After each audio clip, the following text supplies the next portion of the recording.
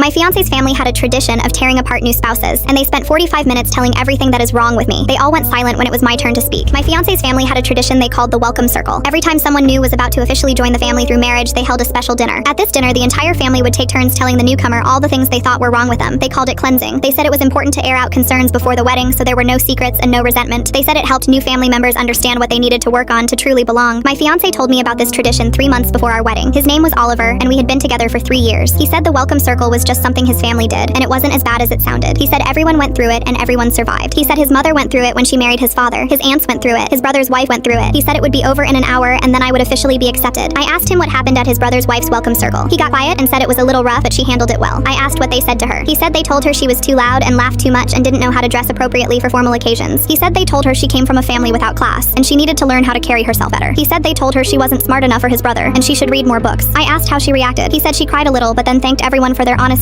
and promised to do better. She's been married to his brother for 6 years now. She barely speaks at family gatherings anymore. I told Oliver I didn't want to do the welcome circle. He said it wasn't optional. He said if I refused, his family would think I had something to hide. He said they would never fully accept me and our marriage would always have tension. He said it was just one night and I should do it for us. I agreed because I loved him and I wanted his family to accept me. Looking back, I should have seen that as the first red flag. The welcome circle was held at his parents' house on a Saturday evening. There were 14 people there. His parents, his grandparents, his brother and sister-in-law, his 2 aunts, 2 uncles, and 4 cousins. They sat in a large circle in the living room with 2 empty chairs in the middle, one for me and one for Oliver. His mother explained the rules. Each family member would share their honest observations about me. I was not allowed to interrupt or defend myself. I was supposed to listen and reflect and thank each person for their honesty when they finished. At the end, I would be given a chance to respond and tell the family how I planned to address their concerns. Then they would vote on whether to officially welcome me. I sat in that chair and listened for 45 minutes. His mother went first. She said I was too independent and didn't seem to value family enough. She said I worked too much and would probably neglect her son. She said my cooking wasn't good enough and Oliver would miss her meals. She said I dressed too casually and needed to put more effort into my appearance. His father said I talked too much about my own opinions and didn't listen enough. He said I seemed to think I was smarter than everyone in the room and that was off-putting. He said my career was fine but not impressive and I would never be able to provide for Oliver the way he deserved. His grandmother said I was too skinny and needed to eat more. She said my family clearly didn't teach me how to take care of myself. She said I smiled too much and it seemed fake. His grandfather said I didn't seem like the type to raise children properly. He said I seemed selfish and career-focused and probably wouldn't want to stay home with babies. His aunt said I was too quiet at family dinners and didn't make enough effort to get to know everyone. Then they said I was too loud when I did talk and interrupted people. His uncle said I didn't seem to respect Oliver's family history and traditions enough. They said I asked too many questions and should just accept how things were done. His cousin said I was boring and didn't have good enough stories. They said my hobbies were uninteresting and I probably wouldn't fit in at family vacations. His brother said I wasn't as pretty as the other women Oliver had dated, and he was surprised Oliver settled for me. His sister-in-law just stared at the floor and said nothing. I understood why she stayed quiet now. When everyone finished speaking, his mother smiled at me and asked how I planned to address all of their concerns. I looked around the room at these 14 people who had just spent 45 minutes tearing me apart. I looked at Oliver sitting next to me. He hadn't said a word to defend me. He just nodded along like everything they said was reasonable. I smiled back at his mother. Then I addressed each person one by one. Full story on channel, link below.